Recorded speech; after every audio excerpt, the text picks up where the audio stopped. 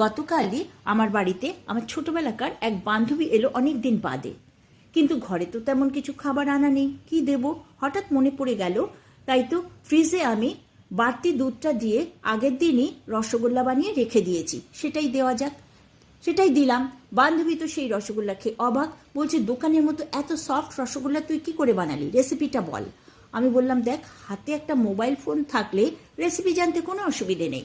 আমি তো দুধটাকে লেবু দিয়ে ছানা বানিয়ে সেটা পাতলা কাপড়ে ছেঁকে তারপরে নর্মাল জলে 2-3 বার ধুয়ে নিয়েছি। ধোয়ার পরে আমি কলের মুখে সেই পোটলাটা আধ ঘন্টার জন্য বেঁধে রেখে দিয়েছি। আধ ঘন্টা বাদে ছানাটা বের করে হাতের তালুটা দিয়ে ভালো করে ম্যাশ করে নিলাম। নিয়ে তার মধ্যে 1 চামচ ময়দা আর হাফ চামচ গুঁড়ো চিনি দিয়ে আবারও ম্যাশ করে মাঝারি সাইজের নাড়ুর মতো আমি গোল পাকিয়ে রেখে দিলাম। এবারে 1 বাটি চিনি আর 4 বাটি জল দিয়ে ফোটালাম।